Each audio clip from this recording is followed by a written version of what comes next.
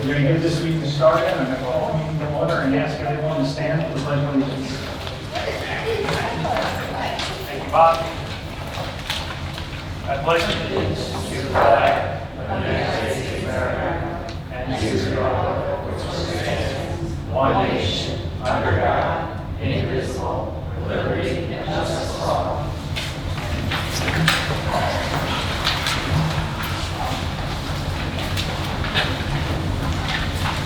Moving on to the approval of minutes.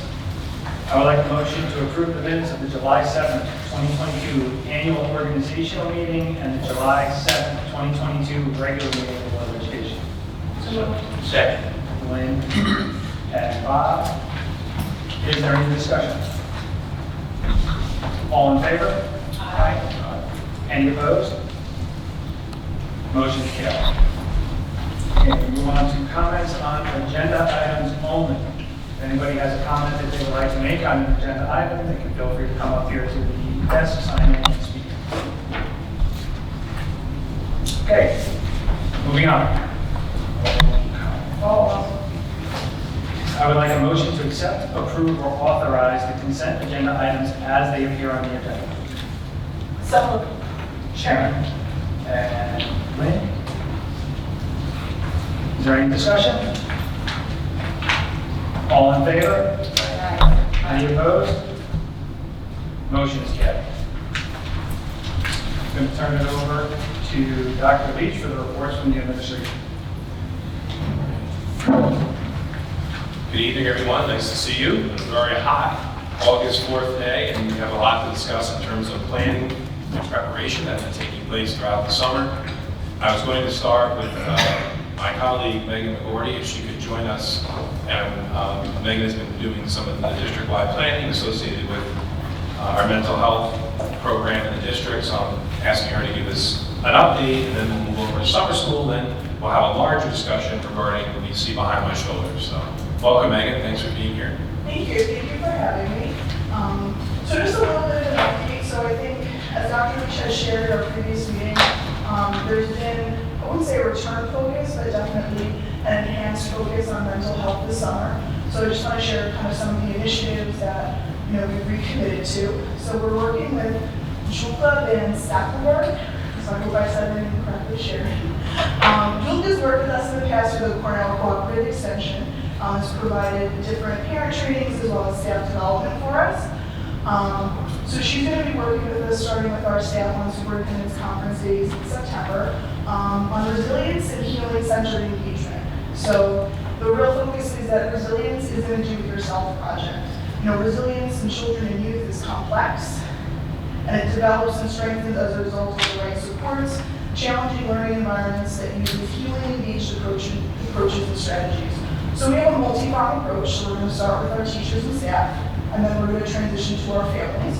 So our teachers will develop a deeper understanding of the impact of adversities on our nervous system and ability to learn. In some communities, they really talk about the ACEs checklist, which is the Adverse Childhood Exposures checklist. So that really takes into account pre-experiences that students have had that then affect them as they come in as learners, and being able to meet them not only educationally where they are, but meeting them socially and emotionally where they are, and getting them in a healthy, safe space to be able to learn, right? So Dr. Leach always talks about, Maslow meets Bloom, and that's kind of the concept of this. So we're going to also discuss practical strategies and approaches for classrooms that foster a sense of well-being, a sense of belonging.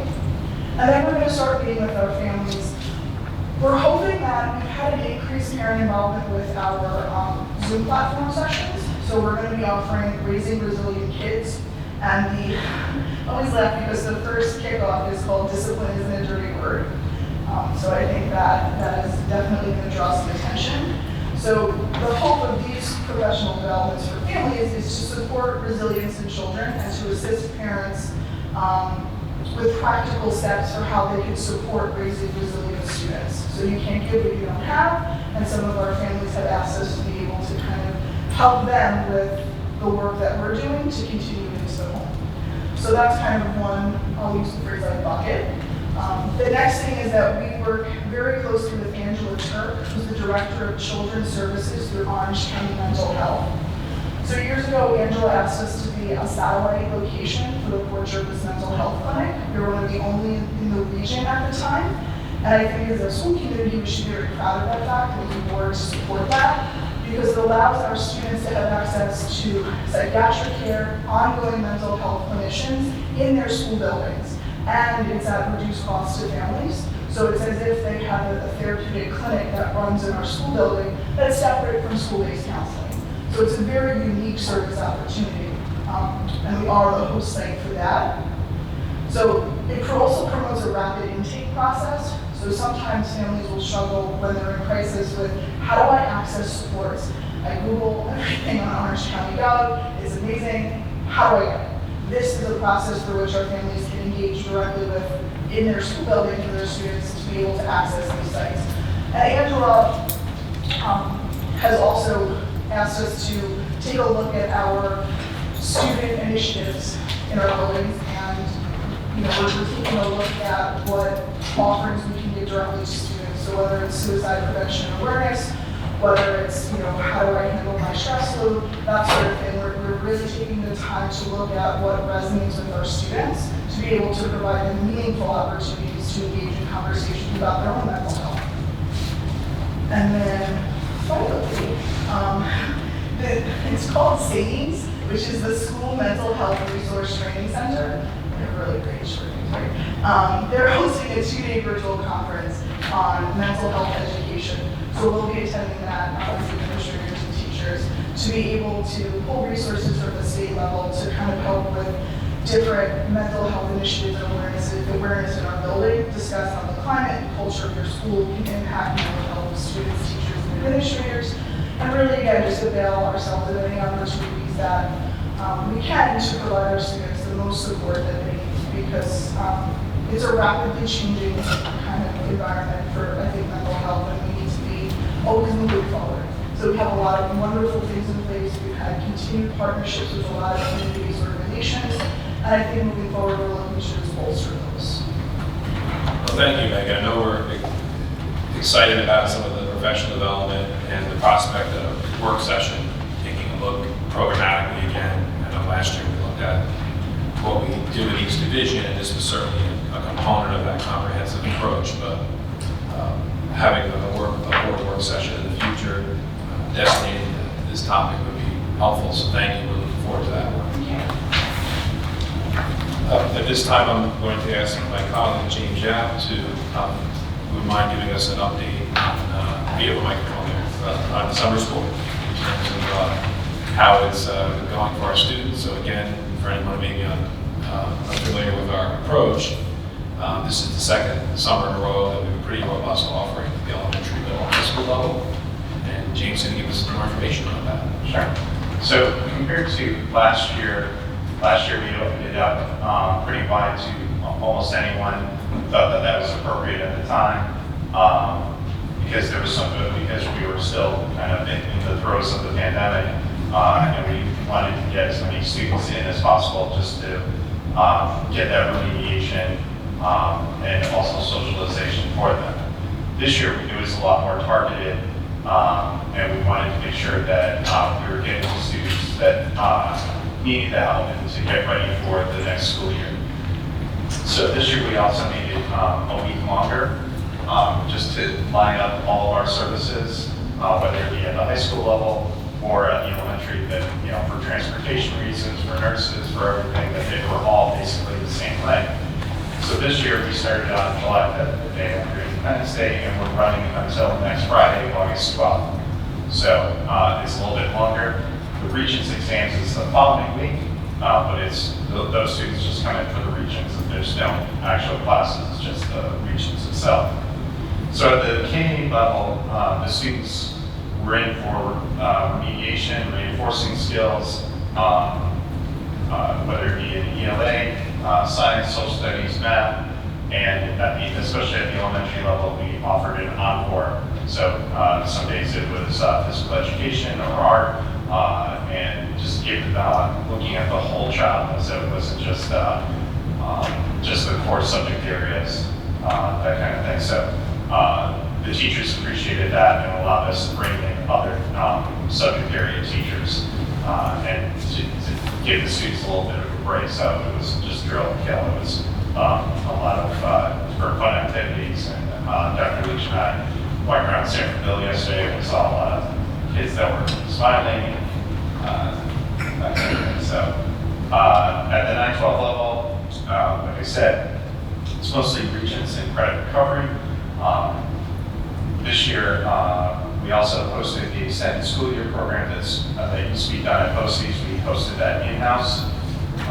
And some other things that are just going on in the curriculum area. We're also doing summer enrichment that, again, ran in the afternoon instead of the morning. The summer school was running in the morning from about 9 to 12:30. And this was, summer enrichment was after that. So I think went from Legos to cooking to Harry Potter class, art enrichment. So that's where a lot of the fun classes, and we were able to bring that back this year. So that's something that parents really appreciate as well. Great, thank you. And certainly been a busy summer, and it is fun to visit the schools and see so many students interacting with one another and getting ready for next year. We're hopeful when we look at some of our achievement data, we'll see some of the learning loss that can typically be attributed to summer loss won't be there for these youngsters. So thank you, James, and thank you for the teachers who are part of the program, as well as the administrators. Many of them are here tonight for long days. And but summer is not a time that we're certainly closing our doors. In addition to the summer school with all the construction that's going on, it's been a busy summer. So with that said, in terms of a busy summer, there's also been a lot of planning taking place in a few areas of importance, certainly several areas of importance and interest. Megan mentioned a little bit at the start of the meeting about mental health and gave us a summary of what planning is taking place there. Our facilities meeting just took place a little while ago, and there was a lot of discussion regarding security and safety there, as well as an update on our capital projects that we can talk about during board committees, I'm sure. And this evening, we were going to present a little bit on our approach. You can see behind my left shoulder here, our program for drug, alcohol awareness and prevention, what we have been doing historically as a school district, and what planning we have in place for the upcoming year. So it's another area that we certainly see as a challenge, and I have some of my colleagues here this evening who can provide several firsthand examples to support some of these slides. If you've attended our school board meetings throughout the years, you've noticed that we have some committees. It could be audit committee, facilities committee. What's made it quite unique here in Warwick is we've actually had a presentation at the board level every single meeting where we went over the coalition work that a few board members have been involved with intimately throughout the years, in particular as to how it continues to be. Our administrators attend the meetings in the community as well, because we recognize that this certainly poses a significant threat and challenge to all of us.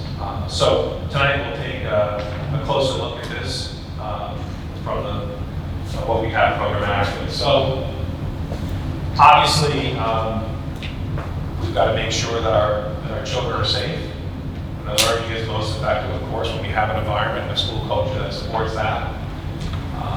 And anything pertaining to the use of alcohol, tobacco, drugs, and illegal drugs certainly can compromise that, obviously. So tonight we will share with you again what our approach looks like throughout the school district, as well as what we're hoping to embark on in 2022-23. Annually, every year we get something that we call a Pride Survey. And it is given to students in 8th grade, 10th grade, and 12th grade. And many of the items on the survey ask them about their drug use or any experimentation and other related questions, e-cigarettes, in the past, tobacco, or smoking more so. We get that every year. We've done work sessions in the past where we have shared that data with the community. So that really that can be very interesting to look at. And while we recognize that these topics are certainly a challenge for all of us throughout the country, we see here that it's a challenge for us as well, regionally and locally. So we look at our own data and try to look at necessarily focus on the state or county so much. Yeah, so for example, we we may ask students, hey, over the last 30 days, have you used an e-cigarette? And that would be an example of about 2 out of 10 high school seniors saying that they do. And then the other items can ask about marijuana use or alcohol use, or et cetera. So it's called the Pride Survey. We'll get it again this year. We'll do another presentation on some of the findings. And it certainly is an eye-opener. In this item here, you see alcohol. And, usually it trends, as one would assume, higher as the student is older, particularly toward their senior year. However, there are times where data will grab your attention for younger children as well, and you recognize that it is certainly a challenge at all levels there. So a few interventions that we have in place that may maybe not be always a straight line, but certainly an important role. Later on, we talk more about what we're doing in the area of security and safety. We'll get deeper into the topic of these student resource officers. But as you mentioned in previous meetings, we are looking to not only expand their role in the school district, whether this summer voluntarily students enrolled in the Junior Police Academy, which really taught a lot of lessons and reinforced skills that are in our Portrait of a Graduate that support the district's goals and mission. So that was a successful program. We've also looked at the police officers that we have at the elementary level and middle school level, and ways that they could help further complement and support the character education curriculum or some type of version of a DARE program. Because of course we look at these interventions as really a totality, right? There's not just one answer that's going to solve this challenge, but really making sure that we come at it from different lenses. And there's slides that won't even be presented tonight. For example, the extracurriculars that we offer. We continue to expand the clubs and those activities, because we're always looking to engage students as much as we can beyond the typical school day. But anyway, getting back to the police officers or resource officers, you get an idea of, we were just saying just a few years ago, we had one SRO in the middle school. Now we'll be actually employing our fifth police officer who will flex his or her hours to be at extracurricular events and to help us there as well. And again, more access, more work with some children at the elementary level, and really becoming a fabric of the program. I see Officer Katie there, for example. She actually has a teaching degree. So it really is a very talented individual. So just to provide an example. Professional development, the crisis teams, the wellness committee, are all in place there. So looking at it from a proactive approach, we also have some of the tech monitoring that's taking place. That at times indicates that we have a challenge that needs to be taken a closer look at.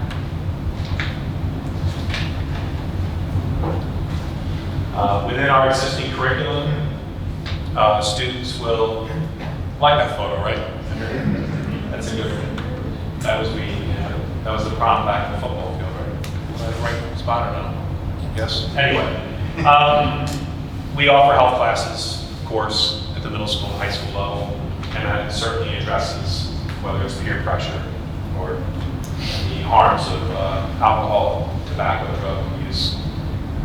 We also have now for several years we breathalyze at high school functions, dances, etc. A few years ago, we started our middle school prevention coalition that comprised primarily of students, student leaders, and teachers, which has been a big hit. And of course, we've always had a high school version of it. And they work in partnership and really come out with some nice programs, not only for students, whether it's an assembly or complement to the curriculum, but also to families as well. So for example, we continue to offer Hidden Mischief, where parents will visit the school. There will be a room set up as a model bedroom where children may hide, exhibit self-harming behaviors or hide drug paraphernalia, whatever. And then also we have community forums. So there's an annual information community forum for on campus, for example. So it's actually pretty well attended at the middle school. One of the areas we set as a goal is to continue to do a better job in engaging more families to participate in some of these activities. We were confident that we'd be able to do that. We also have partnerships with Orange County EAC, the Warwick Coalition here, of course, Warwick Prevention Coalition that we referenced before, Stop DWI, etc. So those are just some examples. That's actually the flyer from last year, I think. I'm sure most of you have heard about Red Ribbon Week, but it is America's largest, longest running, as it says there, annual drug prevention campaign. And we have various activities and events that take place during that week to really celebrate the cause. We're excited in 2023 will be the launch site for the region. So districts will come here, we'll kick it off for all school districts, so we're excited. It's sort of an honor to do that. The example will be Trunk or Treat. It's an example event where there's trick or treating offered in high school parking lot. Local organizations will come and students will come and educate their peers in that fun environment as well as part of the Red Ribbon campaign. At the high school, there are lots of clubs, and some of those clubs directly tie in to some of these challenges. A few years ago, we started SAD at the middle school as well. So again, we really recognized a few years back we are on one campus.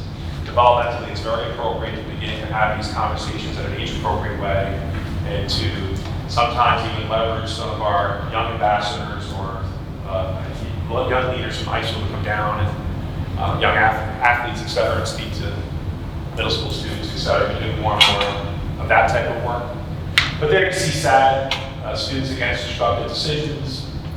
I'm sure you've driven by campus and you've seen the car that was in an accident, or you've heard about some of SAD's events in the past, the mock crash I'm referring to. There's also a contract for life that students and parents sign.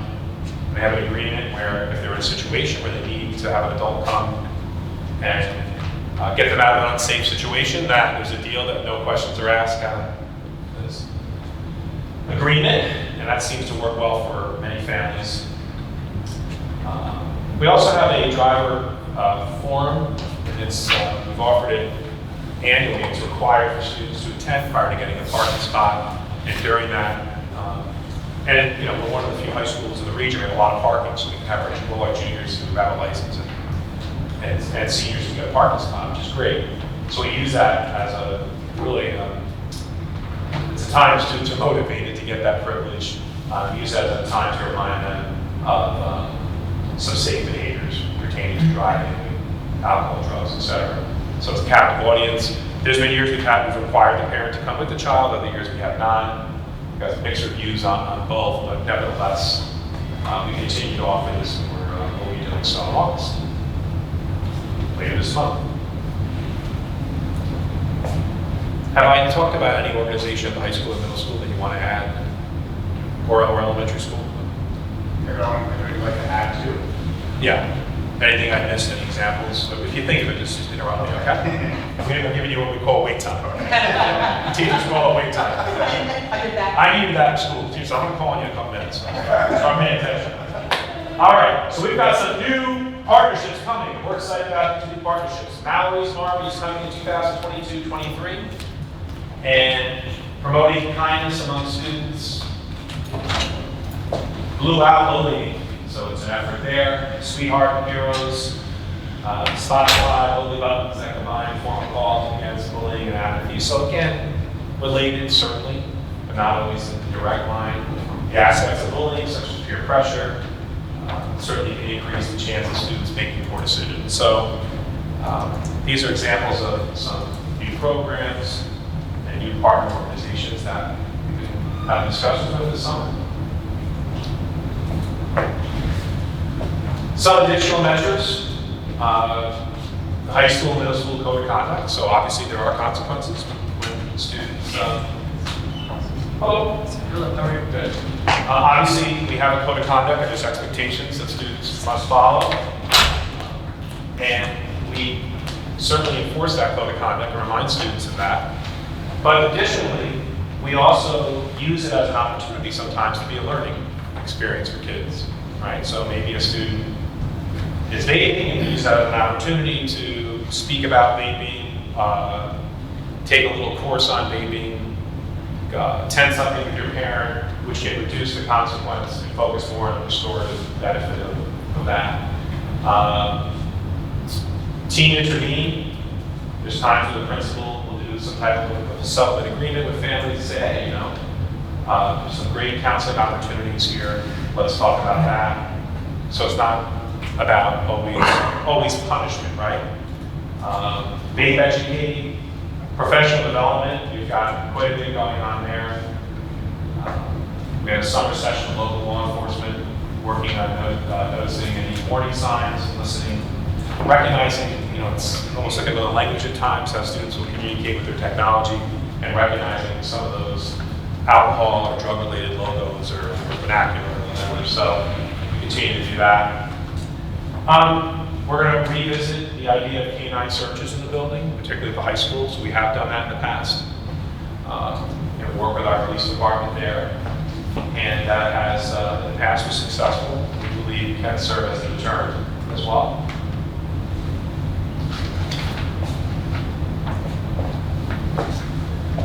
Having the officers at the elementary and middle school level provide an opportunity for some kind of revised curriculum. Maybe it won't be the scripted out 17 lessons a day, so to speak, but a way to complement the program and what's being offered there when students have collaborative periods, quarterly and monthly assemblies as well, that will touch upon related topics, whether it's social, emotional, or drug prevention topics.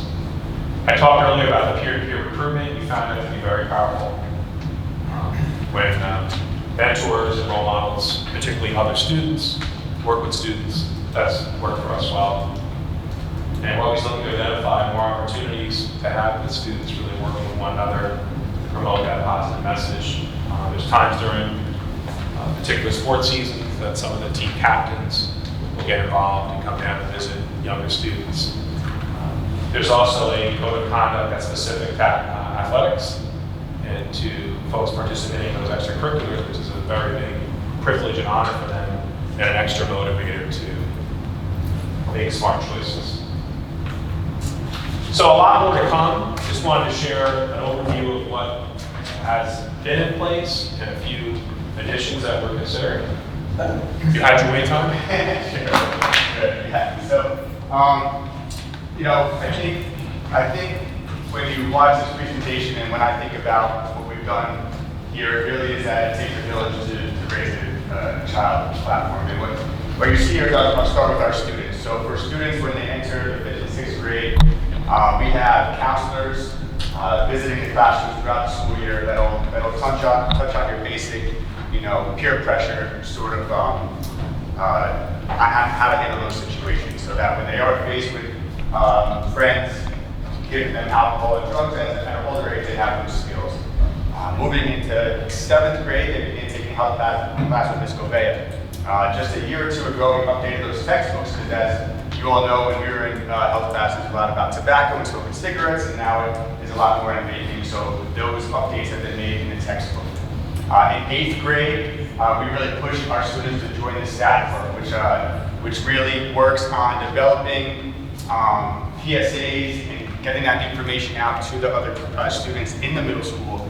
And we also have the high school athletes come down, as Dr. Lee said, to speak to our 8th graders about that. As a school, we could participate in Red Ribbon Week, where students make pledges to be drug and alcohol free. Our local prevention coalition comes and sets up a booth. They hand out a lot of cool stuff. And every single day of that week, we have a different event to promote being drug and alcohol free. Moving on to parents, we recognize we need to educate our parents. So just to talk a little bit on that marijuana forum, the parents who were in attendance for that really took a lot away from it. It was a very, very amazing presentation to show these parents exactly what drugs look like these days, specifically marijuana.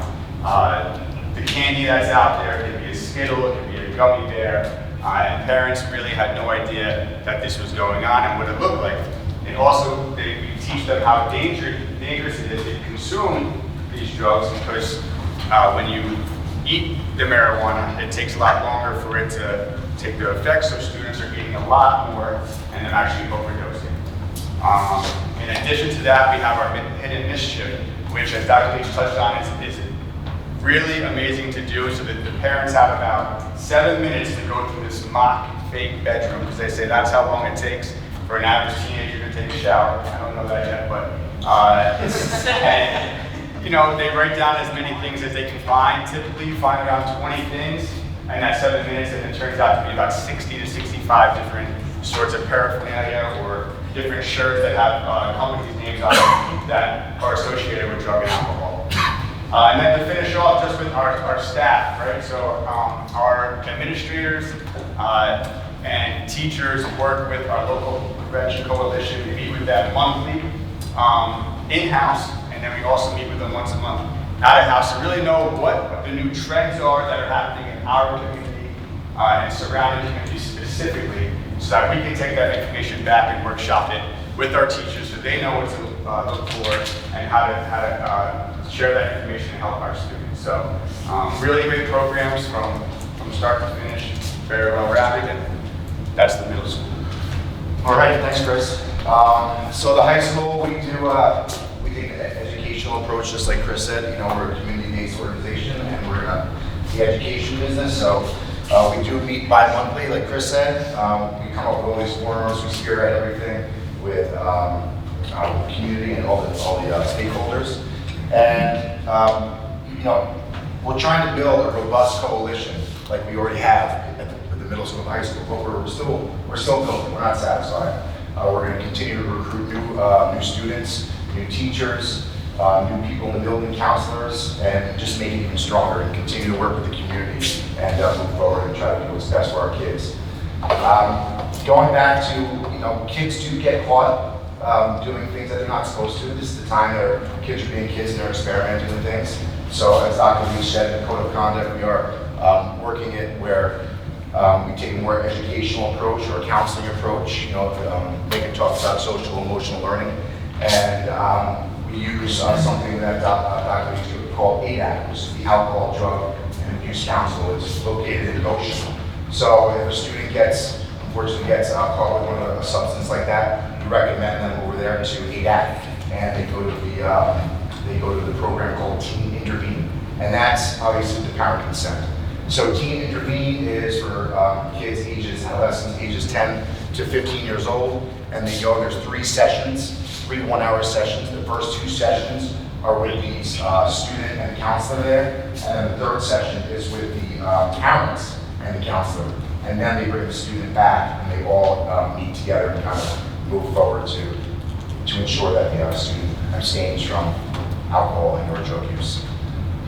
It's something that we recommend. We can't, guarantee that the students and everybody is doing it, but it's a really good resource to have. So in the high school and middle school, I think we're really putting our heads together and doing our best to move forward and keep our kids drug free and ensure that. We want to, work with the local authorities, obviously also, and we take everyone's input seriously. Thank you. Thank you.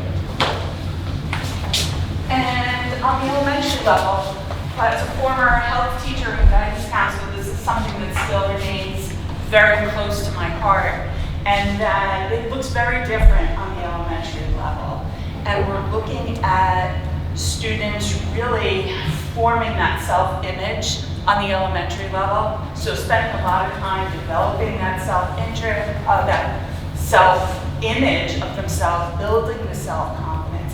How do you problem solve? How do you make friends? How do you keep friends? How do you be a good friend? How do you have confidence in the choices that you do make? How do you be kind to others and be kind to yourself in return? That when put in a difficult situation, you can make better choices. And on the elementary level, we begin as simply using our PBIS program, which is our positive behavioral intervention supports, and our pause or our roar, where we look at those expectations of being polite, being accountable for our behaviors. we embed that into our elementary communities as well as the middle school community as well. We teach ruler to our students and implement those tools of how to recognize and regulate their feelings. This is the basis of a lot of the choices our students make are based on feelings.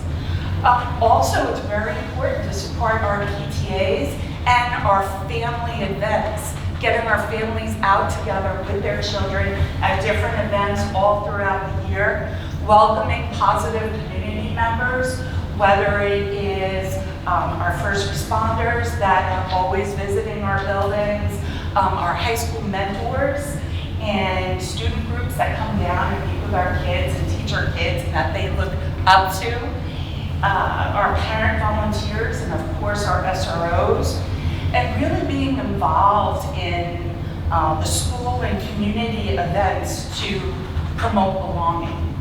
We all understand that when teens and young adults feel they don't belong where they are, they look for a place where they do belong. And sometimes those aren't the best places. So we create that environment where, you know, those spirit days of wearing purple and gold, the crazy hair days, the being part of the homecoming. That's huge for our elementary students to feel part of that community. Being involved in Red Ribbon Week. It's not necessarily a drug and alcohol approach on the elementary level, it's making healthy and wise choices. And our no bullying and our kindness weeks, those aren't just silly traditions, they really build a sense of community where our kids feel welcomed. And Mr. Benares and I on the elementary level, we really feel that one thing that we really want to do this year is to support our high school and middle school parent programs that are happening to really encourage the elementary parents to attend these meetings. Sometimes it seems so far away, but for them to learn and understand what can happen or what could happen, as a kindergarten or a first grade parents, not to scare anyone, but to just educate and be knowledgeable of what's out there. So that's really what we hope to do, is be part of those events as well. Thank you. Well, thank you. So certainly more to follow, and I want to provide the board with an update of where we were with our summer plan. If you have any questions or further discussion, we can certainly have that. Yes. The two new programs, Mallory's Harmony, and the second one will be in how are those going to be implemented? Right now? And what does that entail? So Mallory's Army, it's going to take place at night. We have the actual woman, Mallory. You've seen Mallory's Army, right? She's going to come to school and we'll host it at the middle school, I believe, as a community event. You know, parents will bring their kids there if they choose to. It has a big message to it, so we didn't feel comfortable doing it during the school day. It'll be more parent-wise. What was the other one? What's the second program? The Sweetheart. Sweethearts and Heroes is amazing. I just stand up for this one, sorry.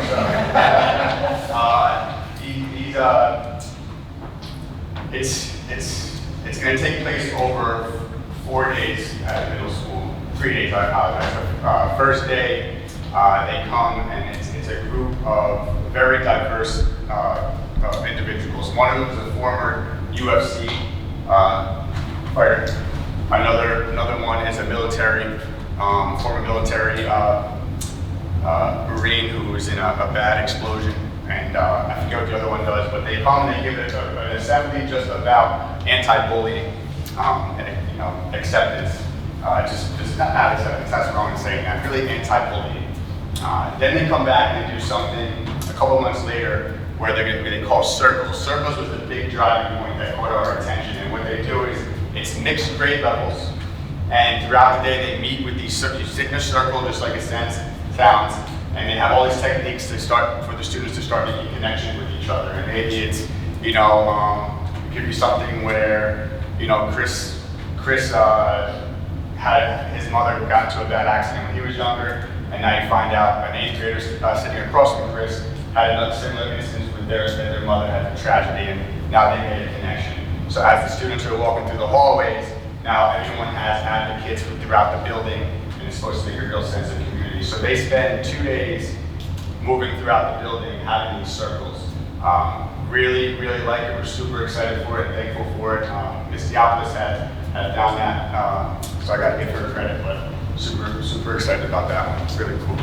I'll just talk briefly about Mallory's Army. So Mallory was a female that took her own life because of social media, being bullied on social media. So it is a social media awareness bullying forum, and it discusses drug use. It goes into everything and coping mechanisms, and it's pretty powerful. I did witness it, and kids and the adults did get a lot out of it. Great, thank you both. Thank you. That's all for me. Thank you, everybody, for all of your great information, insight, and plan. Dr. Leach, Mr. Gad, Mr. Gorey, Mr. Radon, our managers, Mr. Brian, thank you so much for everything you've done today. We're going to move on to reports from the Board of Education. Audit Committee. Nothing yet. Nothing. Okay, that means a couple of times a year anyway. Facilities Committee, in Dory's absence, I attended the Facilities Committee and met early for this evening. A couple of the things that we went over were evaluation, some new security measures for the high school. We also went over some of the things that were going on with the capital project, even though there may not be a lot of things that you're seeing outside the building, there's a lot of things that are going on inside the building. Right now, the high school main lobby, north cafeteria, and south cafeteria are having their ventilation and ceiling tiles replaced. Same thing with the high school kitchen. The new bathroom facility on the west side of the athletic complex has been dug out. They're just waiting for the concrete pours and some of the rebar to arrive.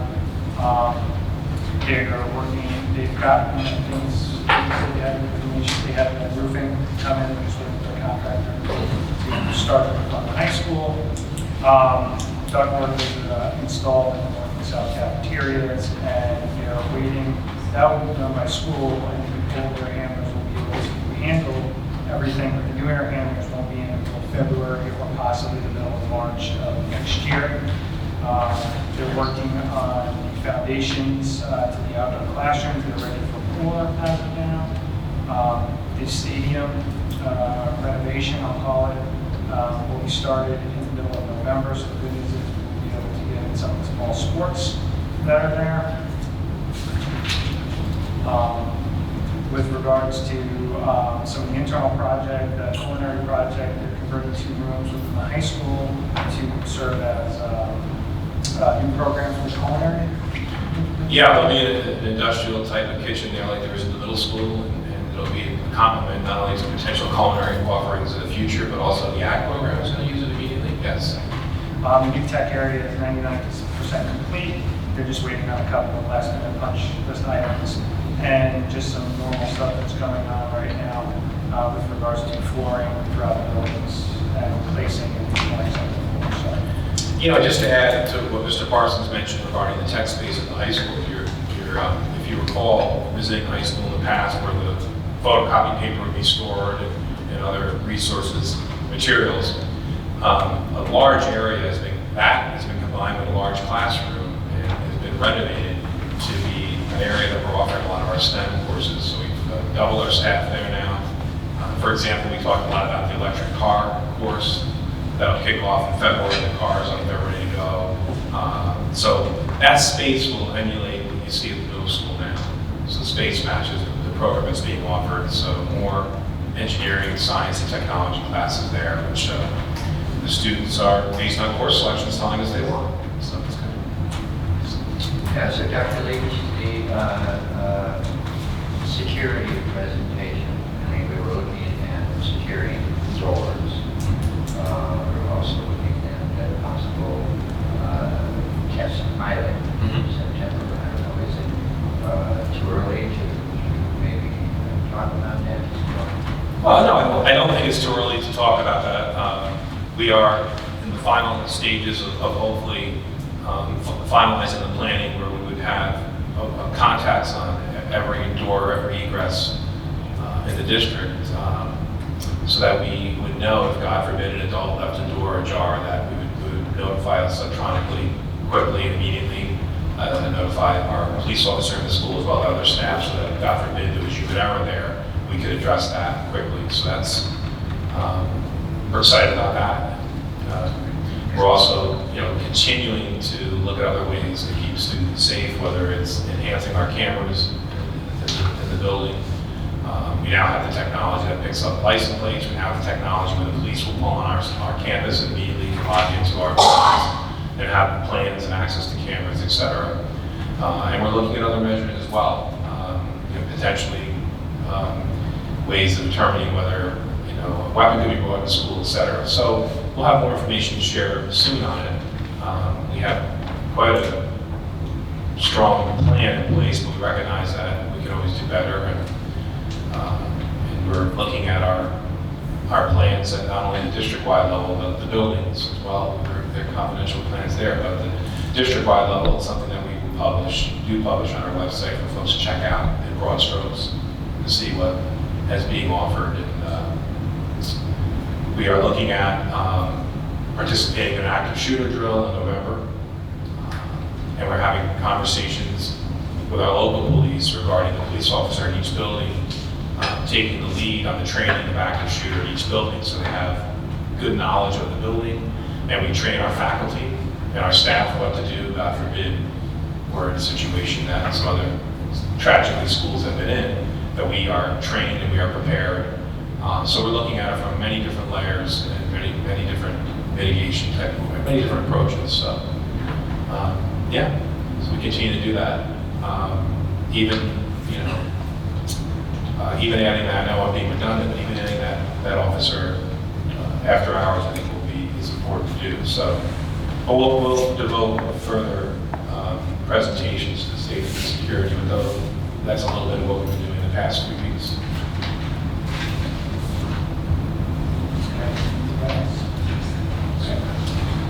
Policy?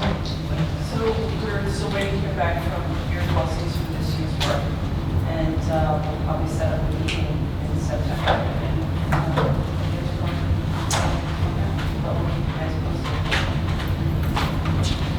Excellent. The other thing, did you want me to mention?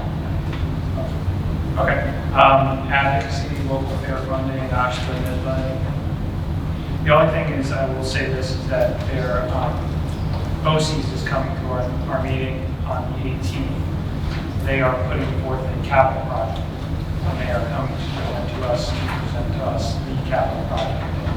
It's the first time in my history that I've ever had BOCES going out with a capital project. So everything from how it's being implemented to how it's being voted on and paid for is probably going to be discussed. Okay. So that's our update as far as BOCES is concerned. Is this a facility that, like, if you, like, remember a few years ago, they wanted to have to hold, like, graduations and that sort of thing centrally? I don't know, I don't have the particulars regarding it, it'll be the financials right now, and it doesn't say what the scope of the project is, other than a number, which is not, it's a little alarming. But as far as what the scope of the project is, I know from talking to some people at BOCES, they were talking about, because I think with the old Art and Hill, they've only done the first floor. Yeah. So they were talking about needing money for, implementing a program on the second and third floor, and they have a lot of buildings around the county. I don't know what other than the second and third floor this might encompass, but I know they were short athletic facilities at BOCES, Goshen. They didn't have what they needed there, so I'm assuming it has something to do with that. What it encompasses as far as, I do not know. We'll find out. Thus far, they've presented in Woodbury at all the component districts. That was this week. So it's still early, but I think we'll ask for presentations in advance because they did present in Monroe. And in that presentation, we could see what the district's financial responsibility would be, as well as a little bit about the project, but we have a lot to learn still. Coalition? Coalition, well, we heard a lot about the coalition tonight. And so it's summertime, so it's a little bit quiet. Just want to include that, Francesca, who's our coordinator for the coalition, working very closely with both the middle school and the high school coalitions. So, I don't know, Dr. You said that there was like planning going on this summer in regards to that. And so I believe that she's been included in all of that. Yes. And as a suggestion that I had made just quickly to Mr. Parsons for the board's consideration in the future, maybe where the board has this subcommittee or this area called Warwick Valley Coalition, maybe you want to consider something like health and wellness or safety, health and wellness, where we could open it up to always referencing the coalition as often as you want, but also some of these other topics that continue to gain a lot of attention to rank this up. Yeah, that's good. Before my motion for the personnel agenda, I was going to ask my colleague Megan McCourty to introduce someone who is visiting this evening who will soon join our team. Megan, could you do those honors and maybe say a few words? Sure. So Alexandra D'Angelo is going to sit up in a second and just formally introduce herself to everyone. But for your consideration tonight, Alexandra is going to be the Director of Special Education here in Warwick. So she'll come down and work out of the People Personnel Services Department with myself. She went through a very rigorous hiring process that was run by Mrs. Leandro and her team in Human Resources. And she comes to us with close to a decade in classroom experience as a high school math teacher, which I think we're starting to take over the world. For math teachers as part of our administration. And I have to say, when speaking with her former colleagues, they all had wonderful, amazing things to say. When she was described as a student-centered educator and someone who genuinely cares about students and will do absolutely anything to help them be successful, and created safe spaces in her classroom. So we're thrilled to have her join our team here in Warwick, and I know that it'll be a really great addition to our school community. Thank you so much, Megan.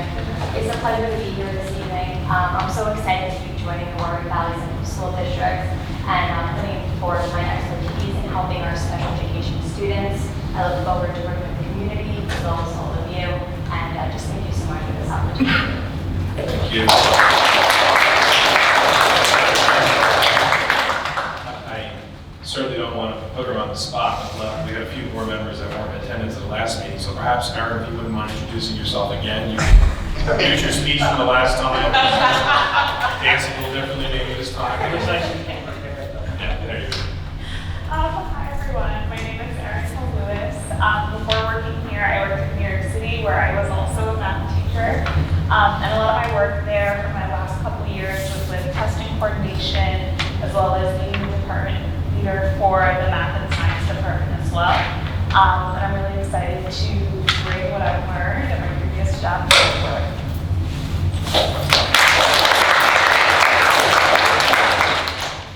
I think there might be another gentleman in the audience who has opportunities. Another Chris. I just whispered to Aaron, just like that, not the new people anymore.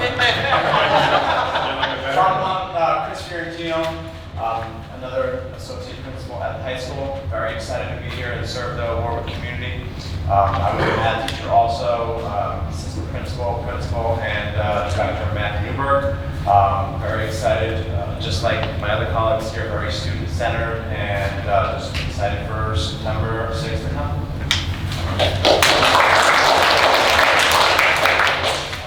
So welcome, and thank you again for introducing yourself to the board again. I'd like to make a motion to approve the personnel and CSE agendas. That's Lynn Lillian and Thomas Lenka. Any discussion? All in favor? Aye. Any opposed? Motion is carried. Thank you.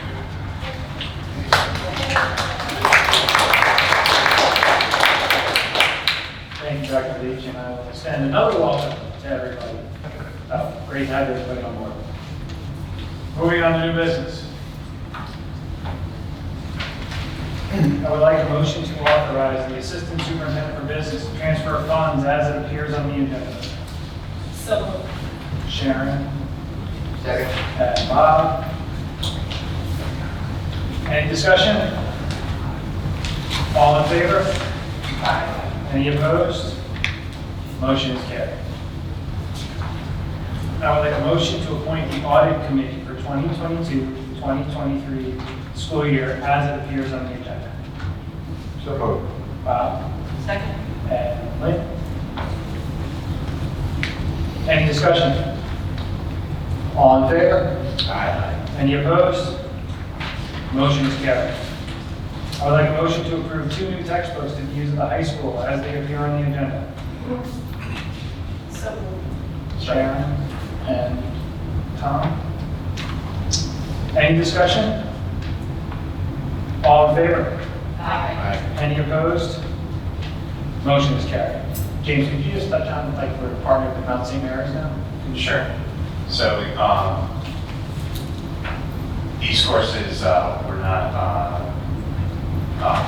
offered through our normal SUNY warranty. So we contracted with Mount St. Mary's to come up with this new partnership where we could offer these new courses and still offer college credit to our students. So we are working very closely with Mount, and we just signed off on the privacy agreements, and the contract is also ready to be signed so that we'll be ready for the fall. Excellent. And this is for the college and for the business and college business. Yes. And just to clarify, it's not that the courses aren't offered, but it's the fact that they changed the requirements on what they want a college, a high school teacher to have in terms of their credentials to teach. And we disputed, we had a difference of opinion, and we needed to move forward to continue to offer the credits. They were not, for example, could be a teacher who's taught the course previously with many, many years of experience that was just simply being overlooked. Interestingly, since we moved in this direction, now Orange County Community College has changed their approach. It appears to be opening up the doors again. So we may be able to potentially rekindle that in the future, but that was really why. They still offer the courses, but they changed the standards. So, for example, for the business teacher, they wanted an MBA. And we argued, well, if you have a degree in accounting, we think you can teach Introduction to Business at high school level. And to get a high school teacher an MBA, that might be a little tricky for us. But to get one with a business degree and with an accounting degree, that's a little more reasonable and who has a lot of life experience. So just to add a little bit to what Jason said, which is certainly accurate. Great. Thank you. I would like a motion to approve the following middle school field trips for 2023 as they appear on the agenda. So moved. Bob? Second. Evelyn? Any discussion? All in favor? Aye. Any opposed? Motion is carried. And these are grade level class trips, 5th grade students and staff to Legoland, 6th grade to the Hudson River Maritime Museum, 7th grade to the Norwalk Aquarium and Maritime Center, and 8th grade to Woodmont Daycare. I would like a motion to approve the first reading of the 2022-23 Student Code of Conduct as it appears on the agenda. So moved. Lynn? Second. And Tom? Any discussion? All in favor? Aye. Any opposed? Motion is carried. I would like a motion to appoint an additional building DASA coordinator at the high school. So moved. Sharon? Dan? Any discussion? All in favor? Any opposed? Motion is carried. I would like a motion to approve a revision to policy 4211, Warwick Valley Central School District Organization Chart, as it appears on the agenda. Lynn? Tom? Any discussion? All in favor? Any opposed? Motion is carried. I would like a motion to accept a donation of the classroom pack Spark Plus Spiros for the middle school STEM lab donated by the Tracy family. The spheros are valued at approximately $1,000. Bob? Second. Sharon? Any discussion? All in favor? Aye. Any opposed? Motion is carried. They play games, these robots as well. Have them come in. and- Good. Thank you. Might beat Tom in chess.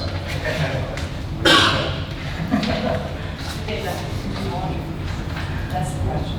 They don't vacuum. Well, it says here, to help kids learn fundamental STEM concepts through play-based learning and educational STEAM activities. Play games, create programs, or complete challenges. Old business. Does anybody have any old business they would like to discuss? Okay. Comments from residents? Anybody would like to make a comment? Now is the time to do so. We ask that you sign them at the table, state your name and address, and limit your comments to 3 minutes or less.